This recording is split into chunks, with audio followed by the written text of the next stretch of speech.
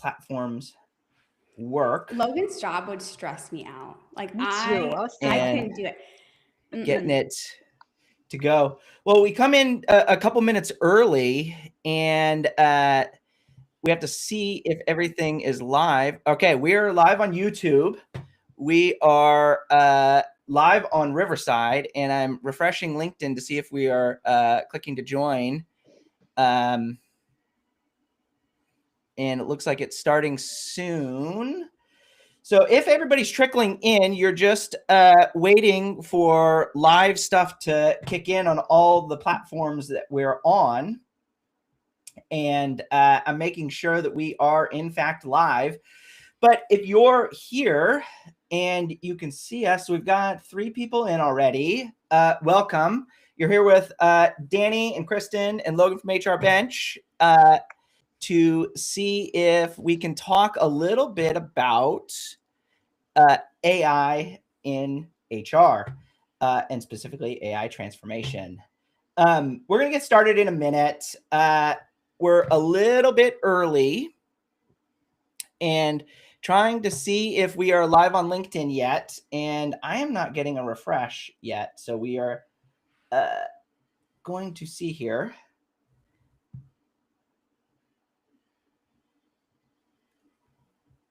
Destinations. I am going to, as we are doing this,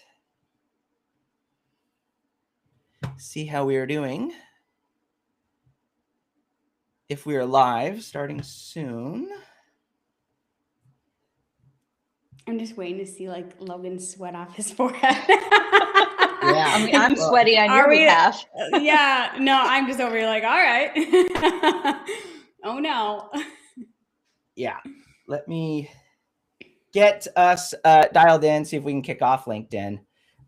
It's okay for everybody joining. We are a couple minutes early. We are going to get started in a second. And see if we can get ourselves live here on LinkedIn. So done. We are connected. All right. Let's see here. Go back into settings. For everybody that is joining us, we are live. And we are getting ready to talk about click to join. Okay. So for everybody that has done any of these for any amount of time, we do get some technical issues at times. It happens. Yeah. The irony of coming in here to talk about tech, right? Yes. Who can use AI when you can't even get on, you know? Yeah, I know. So, all right.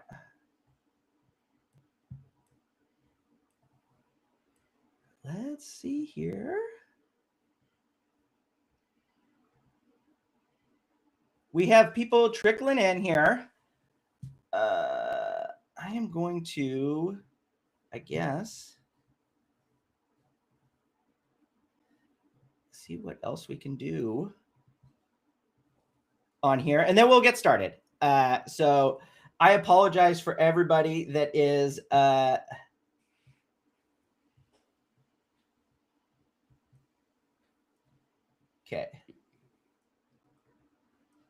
in here. Let's go to our page here, and then we're just going to get started otherwise. So LinkedIn seems to at times be finicky. Are we live? Okay. So we're 2 minutes in, and I think we're just going to get started, everybody. So here we go. We're here to talk about HR or AI transformation for HR folks. And if you didn't hear enough about AI last year, we're going to keep it going. So I'm here with Dani and Kristin, HR tech aficionados. Kristin, what would you like the audience to know about you? HR nerd for sure. HR aficionado. I would love to say that's me, but I definitely feel like I'm just more of a nerd than anything else. I have been in HR longer than I care to admit, but I love geeking out on all things HR, tech, people, process. It's just those are the things that keep me going in my career and the passion I have for them. So, yeah, if you want to talk about that, I'm not here for that. Great. And Dani, what would you like the audience to know about you? Ooh, I'm the really bold person on LinkedIn. I poke fun at HRS a lot in corporate America, but I currently am a senior director of HRS. I'm in private equity. I really specialize more in the advisory space and M&A. Similar to Kristin, I've been doing this for almost a decade. And I loved HR. I started in HR, started as an individual contributor, and then worked my way up from analyst, senior analyst to manager, and kind of progressed from there. I don't think I'd call myself a Workday expert, because the more I realize I know about Workday, I think I know less about Workday. So, but I absolutely love technology. Yeah. It's funny you say that though, because I feel the same way sometimes about technology. I'm like, and every time I feel like I know it enough, I just feel like I just come back down because there's still so much to learn. So I hear you on that. Super humbling. Yeah. Great. Well, let's kind of talk and kick it off. So one of the things, a few of the topics that we're going to cover today. So we're going to do leading AI when there's no roadmap. Everybody's being asked to use AI. How do we measure AI when people are defaulting to headcount as the measurement? And then what are some ways that HR leaders can actually get started today with AI initiatives? So for the first topic, I want to kick this over to Kristin, and it's everybody's being asked to do something with AI. And so how should HR folks think about that in bringing AI when there isn't a clear path, but we're being asked to actually use AI? Yeah, I mean, AI solves everything, right? That's the message. Just we need AI, and what does that actually mean is very unclear. And there's just foundations that we haven't set yet, right? It's where AI is not going to be what solves everything, right? Just like any other tool, there's a need to really sit down and understand, okay, what are our processes and where is AI potentially the solution and where it could be something else entirely. And that foundation, those conversations, I think are missing. So we're being asked to fly this plane or design the plane while flying it. And I think we don't even have a flight plan yet.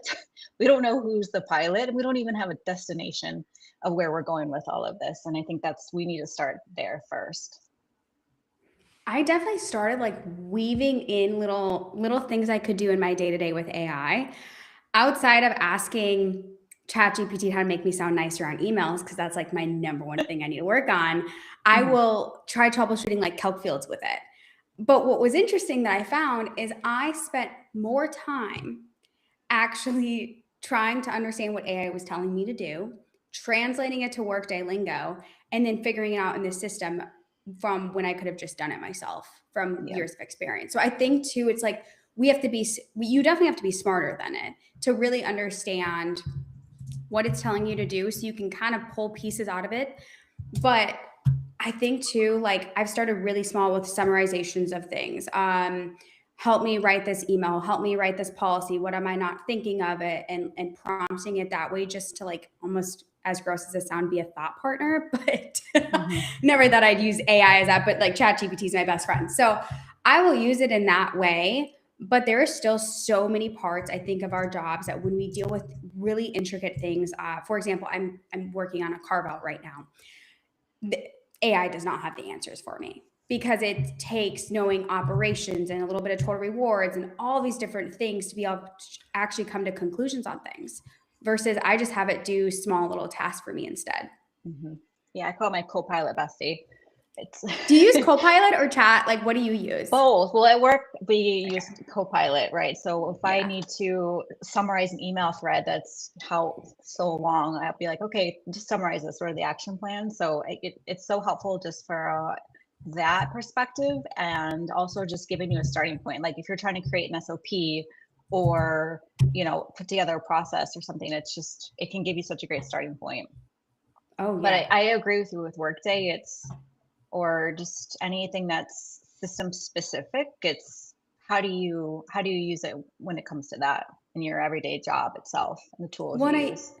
Have you heard like of Mando? I think I pronounced it correctly, but they're doing that where they have basically a ChatGPT specific to Workday. I haven't personally used it. I actually should take a look at that because I think that'd be super helpful to be able to tell us things. But I think too, if you're really green, you're not going to understand what the guide is telling you to do in Workday because there's so many catches that you have and troubleshooting that you have to do on your own that you just do it enough times and you figure it out. Yeah, it's the documentation for Workday, I think, is what kind of drives a lot of Mando, right? As the knowledge source, which is amazing. But I think doing that in real life and trying to take documentation of like how to configure something, it's great, but also your process may look very different, or there may be nuances or things that you still need to figure out for yourself as well. We had to do like a big head count, just like with AOP coming up, we had to do like a reconciliation at this one company. And what like ChatGPT would never tell me to do is that I needed 4 separate loads to do this. I needed the data. It might help with data formatting here and there, but I did try it to like I plugged in the EIB, not with the data on it, but I was like, tell me what fields like I really need to use. It was giving me the wrong information left and right. And I'm like, I thought it was fun. I'm like, yeah, we're not there yet. Yeah, that one's there's a lot of, and so many nuances that are just, you still need that human in the loop, right? I think that's the key is there's still somebody that needs to be a part of finalizing it and doing the configuration or the outcome. Good. So we're getting into the weeds already with configurations. So when there's still ambiguity, I want to turn this over to Dani on kind of how you measure AI. And how should HR start thinking about AI impact when oftentimes, at least right now in the early stages, we're thinking about productivity and headcount? Like, how should we start to think about measuring it outside of just headcount? I think you got to ask yourself, is it causing more issues than the problems it's solving? And kind of going back to using these different tools. For example, you want to roll out a brand new chatbot. If you don't have any policies to feed it with information, you're not going to be able to use it. So I will see companies, it can take like 2 years to go into actual transformations depending on what maturity level they're at. But you have to, like, AI is really good for those strict employee questions, summarize this, read this, look at this with HR. But then if you want to start taking it, if you want to keep dialing it in further, you've got to really figure out, is this something that is going to cause more issues than it's actually going to help with? Yeah, it's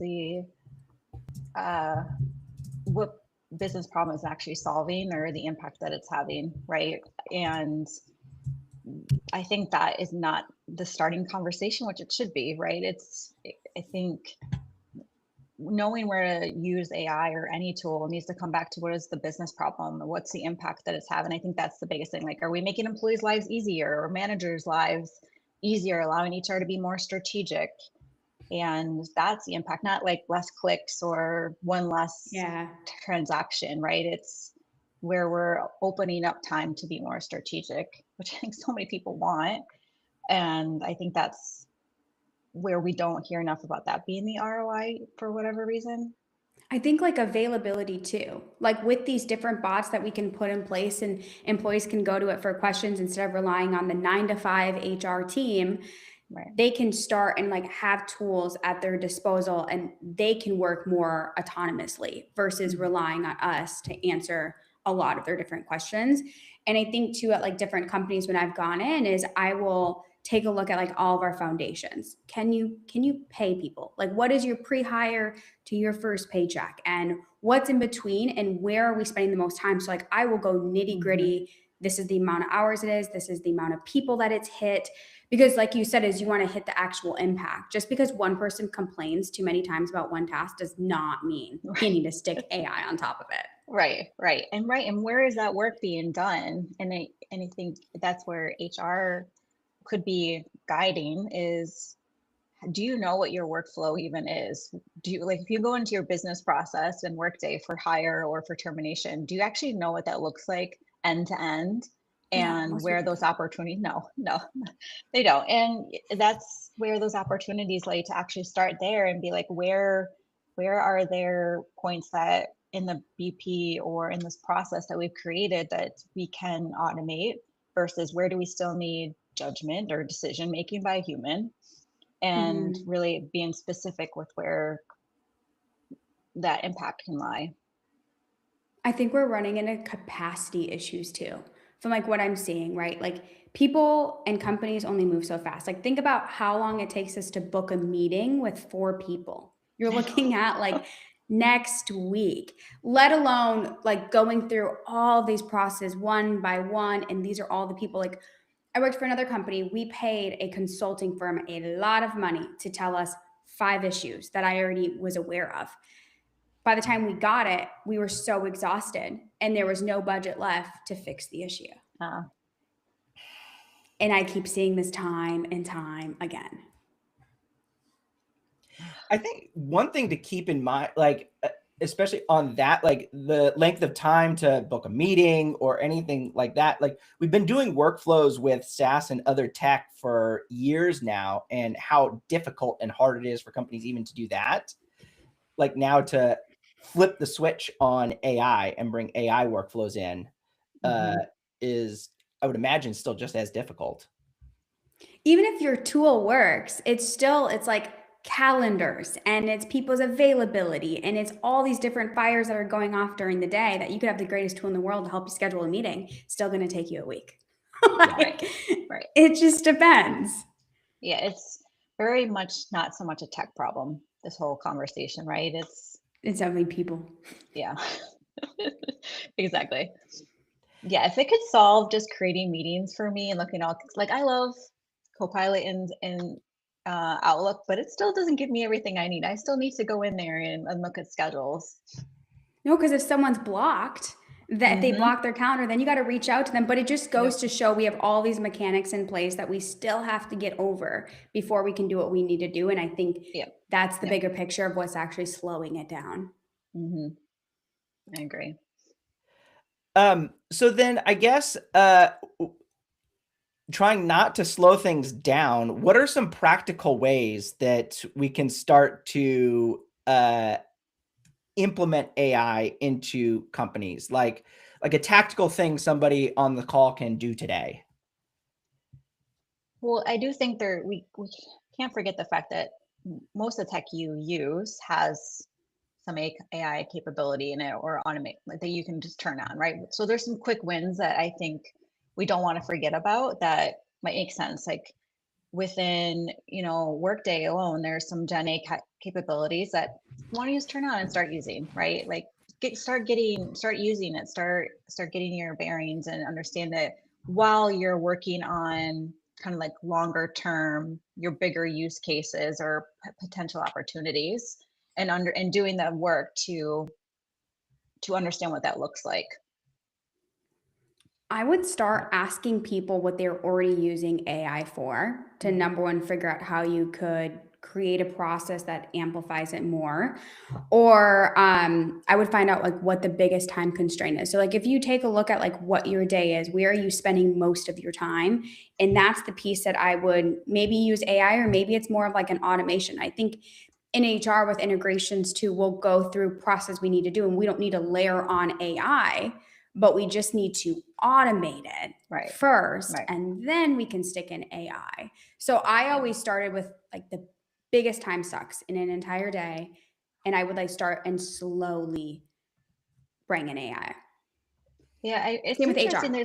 Yeah, and it's interesting there's not more conversation about like really sitting down with people and understanding what their day-to-day does look like, what those, Mhm. and doing that work to answer that question of where can you automate. I do agree with you too. It's very valid point that automation doesn't always mean AI, right?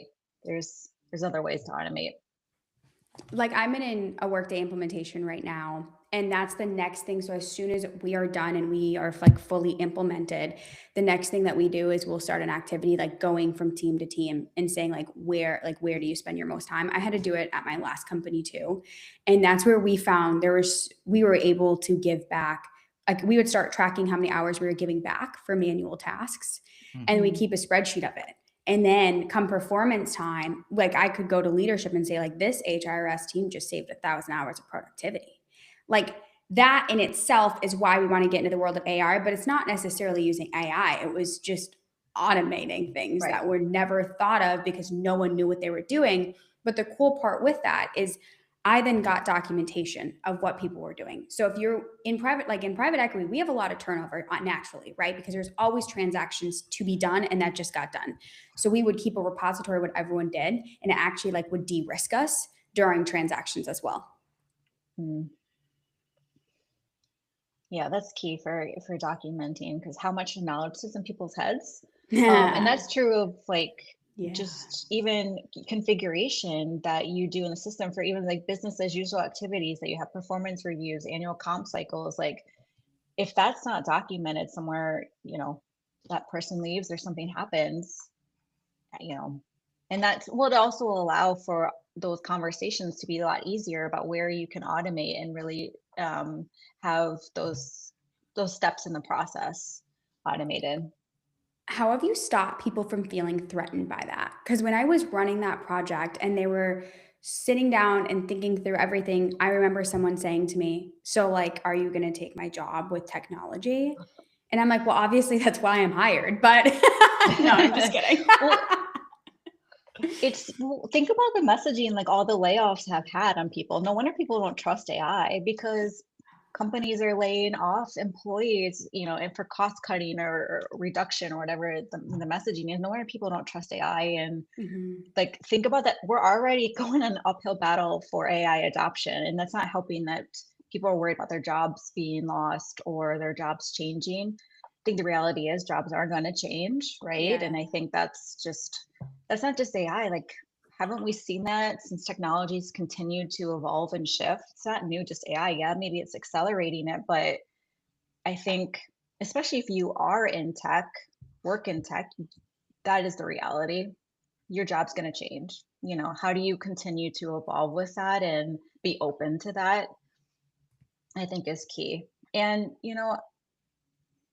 it's probably a really tough sell right now for people, especially if they do like day-to-day configuration of what is this going to look for me long term. I love just sitting down, SAP, Workday, whatever, doing my configuration. Like that's what I would just want to do. And they're worried some of that's going to be automated. It's not an easy conversation, and everybody's perspective is different on that as well. I mean, what kind of advice would you have for people that are feeling like that?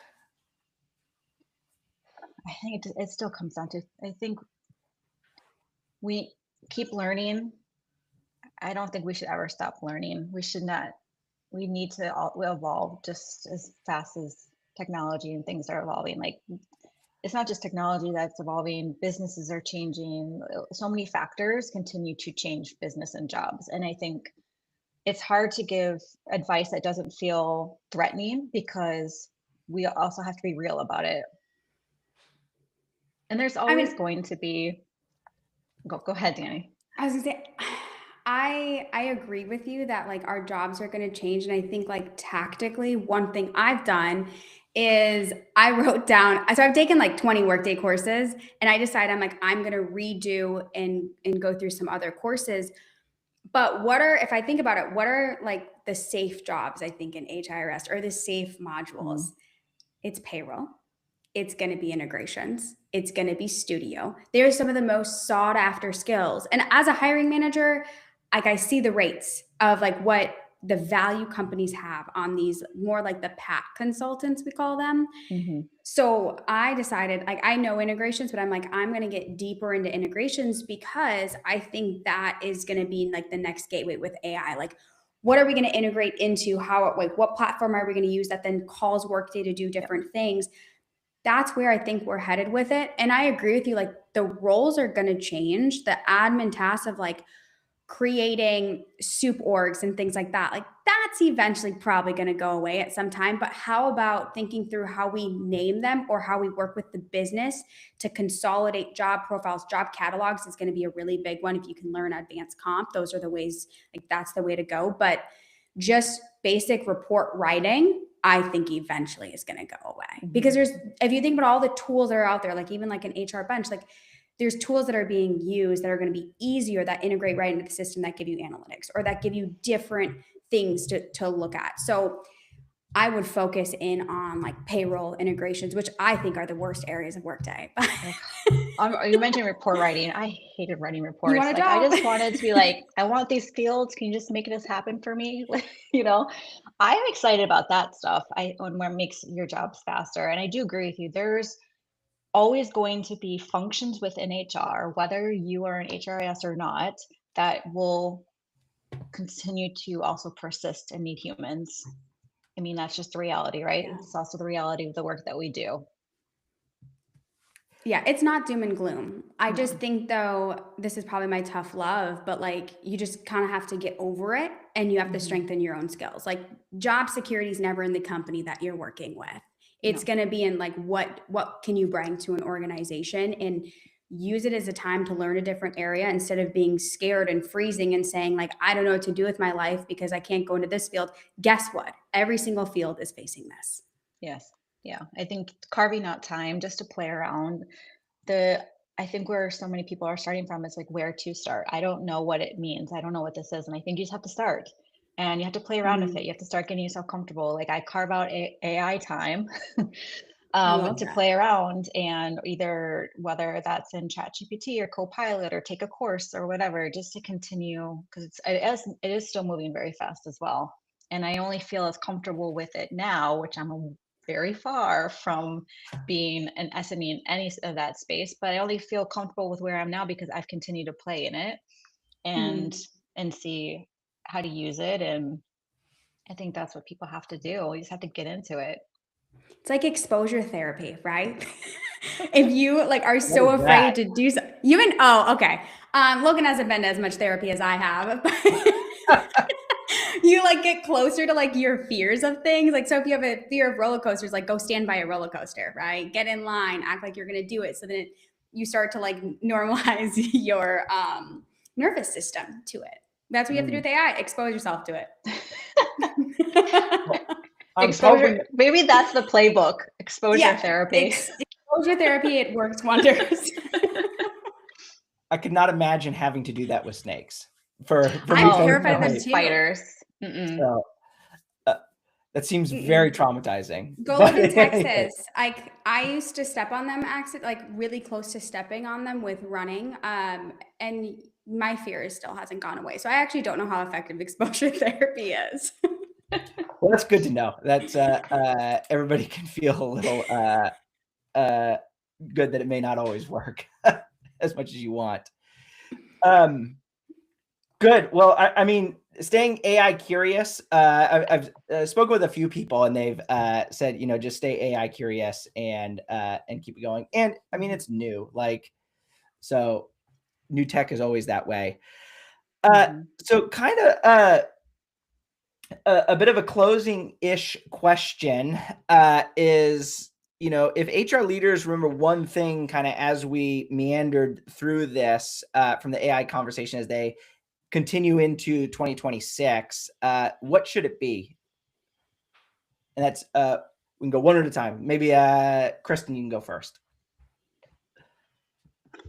It's funny. When I think about AI and this conversation, I think HR is not new to being thrown things, right? So I think we need to just take a step back and remember that, well, one, I always say this, give yourself grace. Like we're all in the same place. We're all starting down this journey. We are all learning. We're all at different paths or parts of the path for that, but just start, I think, is the key, and start putting together that flight plan of, you know, building the plane. Like, what will it take? What are you looking to accomplish? Sit down with the business, or understand what your business goals are, and start with the business outcome you're trying to achieve, and not so much think about it as an AI conversation, but what are the outcomes we're trying to achieve, and like, where are we at? Where is the org ready for that, right? So it's kind of like the X and the Y, org readiness versus like the business problem. And I think it's just taking a step back to set those foundations, and maybe start simple, and remember that we're all learning together, and just continue to evolve and learn from that. I like that. I'll leave them with what I told the head of IT the other day as we were in the middle of a carve out. And it's, you cannot lose 40 pounds in 40 days, but you might at the end of the year. If you're not like the 60% that quits by January.